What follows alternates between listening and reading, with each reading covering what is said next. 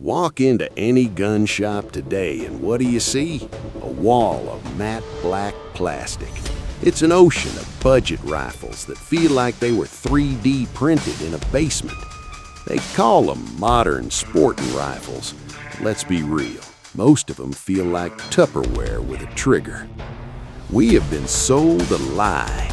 The marketing machine wants you to believe that new means better. They tell you that a sub-MOA guarantee on a $300 polymer rifle makes it superior to the steel and walnut legends of the past. But here's the cold, hard truth. They don't make them like they used to because they literally can't afford to anymore. Today, we're turning back the clock about 30 years. We're looking at 5 rifles from the 1990s and earlier, the golden era of factory production that will absolutely embarrass the modern budget shelf. These aren't just tools, these are heirlooms. They have souls, and quite frankly, they shoot circles around the plastic fantastic crowd when it comes to reliability and ruggedness. We're ranking them from the niche specialists all the way up to the bolt-action king that modern manufacturing still hasn't beaten. Number 5, the JM stamped Marlin 336. We're kicking off the list with a lever-action icon that defines the American deer woods. I'm not talking about the new ones rolling off the assembly line with rough actions and hit-or-miss quality control. I'm talking about the real deal, the Marlin 336 manufactured before 2007, back when they were still made in North Haven, Connecticut. You know you have found gold when you look at the barrel right near the receiver and see that little JM stamp, proof mark. That stamp is the difference between a tool and a treasure. Pick one of these up and the first thing you notice is the bluing. It's deep, polished, and rich, the kind of finish that actually protects the steel, unlike that matte, bead-blasted parkerizing you see on budget rifles today that rusts if you look at it wrong. Cycle a lever and it feels like it's running on ball bearings. There's no grit, no hesitation. It feeds that 30-30 cartridge with a mechanical confidence that modern manufacturing struggles to replicate without charging you $2,000. Now, here's the reality check. These aren't cheap pawn shop finds anymore. The secret is out, and collectors are hoarding them. You're gonna pay a premium for that JM stamp, probably more than a brand new plastic bolt gun. But when you're stalking through heavy brush and you need a rifle that points like a shotgun and hits like a freight train, nothing beats the original. It's the ultimate brush gun, plain and simple. Number 4. The pre-Freedom Group Remington 700 BDL. If the Marlin is the cowboy, this next one is the statesman. We have to talk about the Remington 700, but specifically the BDL models from the 90s, long before a certain investment group bought the company and quality control took a nosedive. Back then, Big Green was producing rifles that looked like they belonged in a display case, but worked like sledgehammers. You pick up an old BDL, and the first thing you see is that deep, lustrous bluing and the jeweled boat body that glides back and forth like it's on ice. It had a hinged floor plate and actual iron sights, features that modern manufacturers strip away to save $5. When you shoulder one of these older 700s, it settles into your palm with the warmth of real American walnut, not that hollow thunk sound you get from today's injection-molded stocks. It was the Chevrolet small block of the gun world, infinitely customizable, rugged and accurate right out of the box. Now, I'll be honest, they weren't perfect. The old Walker triggers had their share of controversy and legal nightmares regarding safety, which is why a lot of guys swap them out for a Timney or a Jewel immediately. But the action itself, the receiver, that steel was machined to a standard that puts the modern matte finish, rust-prone budget rifles to absolute shame. If you find a glossy BDL or used rack for under $600, you don't ask questions, you buy it. Number 3. The Ruger M77 Mark II. If the Remington 700 was the race car, this next rifle is the tractor. We're talking about the Ruger M77 Mark II. In the early 90s, while other companies were trying to figure out how to make guns cheaper, Ruger decided to make them invincible. They brought back the massive Mauser-style claw extractor, giving you controlled round feed. That means once the bolt grabs that cartridge, it is not letting go until you throw the empty brass into the next county.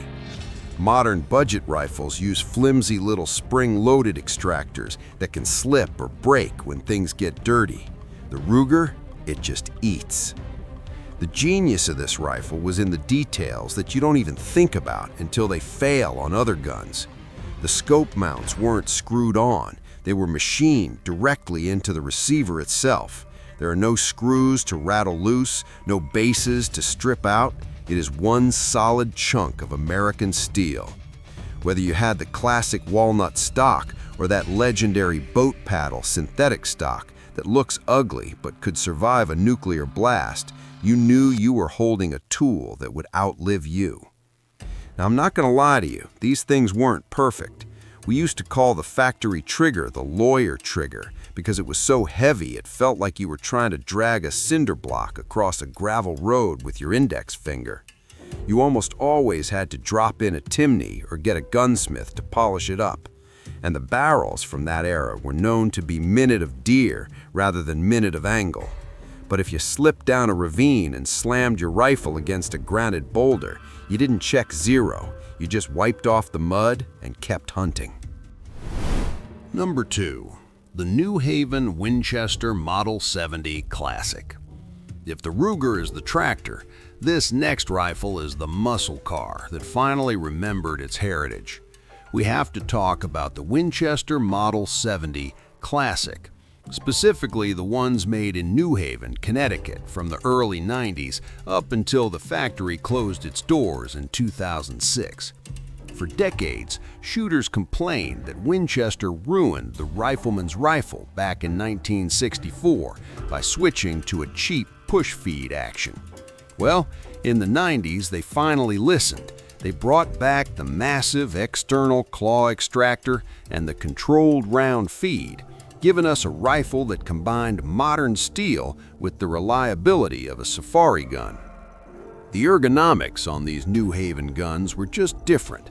You had that legendary 3-position wing safety on the bolt shroud.